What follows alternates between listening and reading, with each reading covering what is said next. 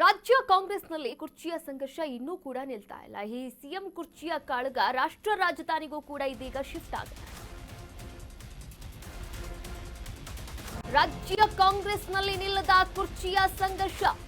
CM ಕುರ್ಚಿಯ ಸಂಘರ್ಷಕ್ಕೆ ದಿನಕ್ಕೊಂದು ಬಿಗ್ ಟ್ವಿಸ್ಟ್. ಸಿಎಂ ಕುರ್ಚಿ ಕಾಳಗ ರಾಷ್ಟ್ರ ರಾಜಧಾನಿಗೆ ಶಿಫ್ಟ್ ಕೂಡ ಆಗಿದೆ. ಅಸ್ಸಾಂ ಚುನಾವಣೆಯ ನೆಪ ವರಿಷ್ಠರ ಭೇಟಿಗೆ ತಂತ್ರವನ್ನ ರೂಪಿಸ್ತಾ ಇದ್ದಾರೆ. ದೆಹಲಿ ತಲುಪ್ತಾ ಇದ್ದಂತೆ ಡಿಕೆಶಿ ನಂಬರ್ ಗೇಮ್ ಶುರು ಮಾಡಿದ್ದಾರೆ. ನನಗೆ 136 ಶಾಸಕರ ಬಲ ಇದೆ ಎಂದಂತಹ ಡಿಕೆ ಶಿವಕುಮಾರ್ ಕೊಟ್ಟ ಮಾತು ಮತ್ತೆ ನೆನಪಿಸಿದಂತಹ ಡಿಕೆ ಶಿವಕುಮಾರ್ ವೇಣುಗೋಪಾಲ್ ಅವರ ಭೇಟಿಗೆ ಸಮಯವನ್ನ ಕೂಡ ಕೇಳಲಿದ್ದಾರಂತೆ. ಡಿಕೆ ವರಿಷ್ಠರನ್ನ ಭೇಟಿಯಾಗಿ ನಾಯಕತ್ವದ ಬಗ್ಗೆ ಚರ್ಚೆ ಮಾಡುವಂತಹ ಸಾಧ್ಯತೆ ಕೂಡ ಇದೆ ಎನ್ನಲಾಗ್ತಾ ಇದೆ. ರಾಜ್ಯ ಕಾಂಗ್ರೆಸ್ನಲ್ಲಿ ಸಿಎಂ ಕುರ್ಚಿಯ ಸಂಘರ್ಷ ಇನ್ನೂ ಕೂಡ ನಿಂತಿಲ್ಲ. ನಿಲ್ಲುವಂತಹ ಲಕ್ಷಣಗಳು ಕೂಡ ಕಾಣಿಸ್ತಾ ಇಲ್ಲ. ಯಾಕಂದ್ರೆ ಡಿಸಿಎಂ ಡಿಕೆ ಶಿವಕುಮಾರ್ ಈಗಾಗಲೇ ಸೈಲೆಂಟ್ ಆಗಿಯೇ ತಮ್ಮ ದಾಳವನ್ನ ಉರುಳಿಸ್ತಾ ಇದ್ದಾರೆ. ದೆಹಲಿಗೂ ಕೂಡ ನಿನ್ನೆ ಹೋಗಿರುವಂತಹ ಡಿಸಿಎಂ ಡಿಕೆ ಶಿವಕುಮಾರ್ ಅವರು ಅಸ್ಸಾಂ ಚುನಾವಣೆಯ ಒಂದು ಮೀಟಿಂಗ್ ಇತ್ತು. ಆ ಮೀಟಿಂಗ್ ನಲ್ಲಿ ಕೂಡ ಭಾಗಿಯಾದ್ರು. ಅದಾದ ಬಳಿಕ ವರಿಷ್ಠರನ್ನ ಕೂಡ ಭೇಟಿ ಮಾಡುವಂತಹ ಒಂದು ಪ್ರಯತ್ನವನ್ನ ಮಾಡ್ತಾ ಇದ್ದಾರೆ. ಈಗ ಕೆಸಿ ವೇಣುಗೋಪಾಲ್ ಅವರ ಭೇಟಿಗೆ ಸಮಯವನ್ನ ಕೂಡ ಕೇಳಿದ್ದಾರೆ ಡಿಕೆ ಶಿವಕುಮಾರ್ ಅವರು.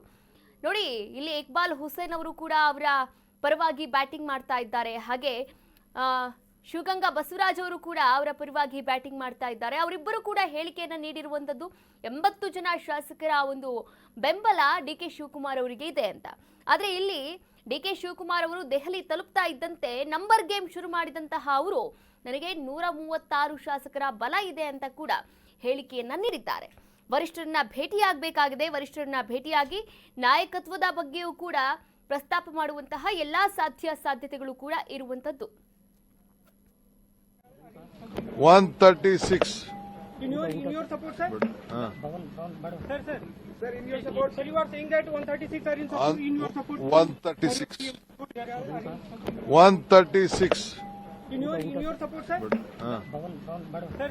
Sir, in your support. Sir, you are saying that 136 are in your support. 136 136 In your support, sir? Sir, in your support. Sir, you are saying that 136 are in your support. 136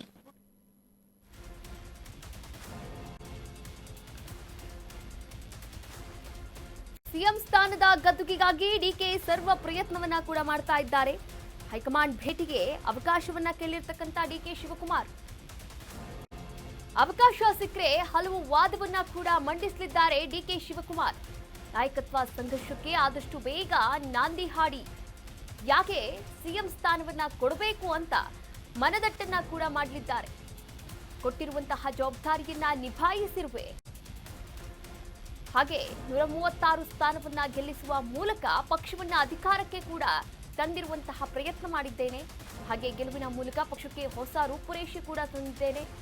Lok Sabha ಚುನಾವಣೆಯಲ್ಲೂ ಕೂಡ ತನ್ನದೇ ಆದಂತಹ ಕೊಡುಗೆಯನ್ನ ನೀಡಿದ್ದೇನೆ ಎನ್ನುವಂತಹ ವಾದವನ್ನ ಕೂಡ ಮಂಡನೆ ಮಾಡಲಿದ್ದಾರೆ. ಅಂದ್ರೆ ತಮ್ಮ ಅಭಿಪ್ರಾಯಗಳು ಏನಿದೆ, ಇಲ್ಲಿವರೆಗೂ ಪಕ್ಷಕ್ಕಾಗಿ ಏನ್ ಮಾಡಿದ್ರು, ಪಕ್ಷದ ಬೆಳವಣಿಗೆಗಾಗಿ ಏನ್ ಮಾಡಿದ್ರು, ಪಕ್ಷ ಸಂಘಟನೆಯನ್ನ ಯಾವ ರೀತಿ ಮಾಡಿದ್ರು, ಹಾಗೆ 136 ಕ್ಷೇತ್ರಗಳಲ್ಲೂ ಕೂಡ ಕಾಂಗ್ರೆಸ್ ಜಯಪೇರಿಯನ್ನ ಬಾರಿಸೋದಕ್ಕೆ ಯಾವ್ಯಾವೆಲ್ಲ ಪ್ರಯತ್ನವನ್ನ ಮಾಡಿದ್ರು, ಈ ಎಲ್ಲಾ ವಿಚಾರಗಳನ್ನ ಮುಂದಿಟ್ಟು ಹೈಕಮಾಂಡ್ ವರಿಷ್ಠರನ್ನ ಮನದಟ್ಟು ಮಾಡುವಂತಹ ಕೆಲಸವನ್ನ, ಒಲಿಸುವಂತಹ ಕೆಲಸವನ್ನ ಮಾಡೋಕೆ ಪ್ರಯತ್ನವನ್ನ ಪಡ್ತಾ ಇದ್ದಾರೆ. ಆದ್ರೆ ಈವರೆಗೂ ಕೂಡ ವರಿಷ್ಠರನ್ನ ಭೇಟಿಯಾಗೋಕೆ ಸಾಧ್ಯವೇ ಆಗಿಲ್ಲ. ಲಾಸ್ಟ್ ಟೈಮ್ ಕೂಡ ದೆಹಲಿಗೆ ಪ್ರಯಾಣವನ್ನ ಮಾಡಿದ್ರು. ಆ ಪ್ರಯಾಣ ಮಾಡಿದಂತಹ ಸಂದರ್ಭದಲ್ಲಿ ರಾಹುಲ್ ಗಾಂಧಿ ಅವರನ್ನ ಭೇಟಿ ಮಾಡೋಕೆ ಅಂತ ನೋಡಿದ್ರು. ಆದ್ರೆ ಶತಾಯ ಪ್ರಯತ್ನ ಮಾಡಿದ್ರೂ ಕೂಡ ರಾಹುಲ್ ಗಾಂಧಿ ಅವರನ್ನ ಭೇಟಿ ಆಗೋಕೆ ಸಾಧ್ಯವೇ ಆಗಿರಲಿಲ್ಲ.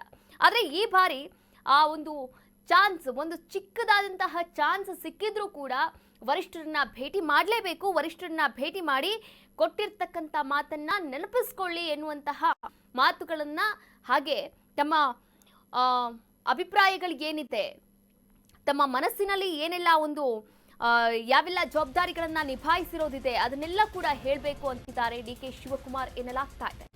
ನೋಡಿ, ಸ್ಥಳೀಯ ಚುನಾವಣೆಗಳು ಕೂಡ ನಾವು ಸಿದ್ಧವಾಗಬೇಕಾಗಿದೆ. ಮೈತ್ರಿ ನಾಯಕರು ಹೋರಾಡಲು ಸಿದ್ಧವಾಗ್ತಾ ಇದ್ದಾರೆ.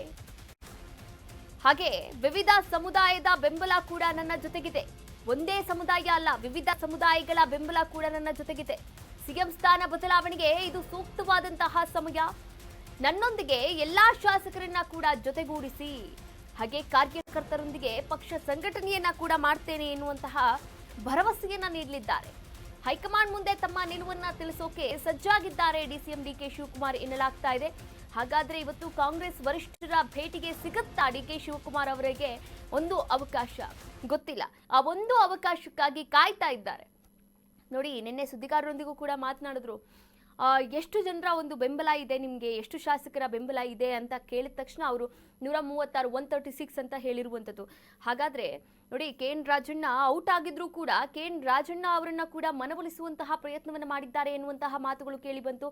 ಒಟ್ಟಾರೆಯಾಗಿ 136 ಜನ ಶಾಸಕರು ಏನಿದ್ದಾರೆ ಆ ಎಲ್ಲರನ್ನೂ ಕೂಡ ಮನವೊಲಿಸುವಂತಹ ಪ್ರಯತ್ನವನ್ನ, ಒಟ್ಟುಗೂಡಿಸುವಂತಹ ಪ್ರಯತ್ನವನ್ನ ಇಲ್ಲಿ ಡಿಸಿಎಂ ಡಿಕೆ ಶಿವಕುಮಾರ್ ಅವರು ಮಾಡ್ತಾ ಇದ್ದಾರೆ. ಅದರ ಜೊತೆಗೆ ಕಾಂಗ್ರೆಸ್ ವರಿಷ್ಠರನ್ನ ಭೇಟಿಯಾಗಿ ಈ ಎಲ್ಲಾ ವಿಚಾರಗಳನ್ನ ಕೂಡ ಮನದಟ್ಟು ಮಾಡೋಕೆ ಪ್ರಯತ್ನವನ್ನ ಕೂಡ ಮಾಡ್ತಾ ಇದ್ದಾರೆ. ಹಾಗಾದ್ರೆ ಅವಕಾಶ ಸಿಗುತ್ತಾ? ಕಾದ್ ನೋಡ್ಬೇಕಾಗಿದೆ.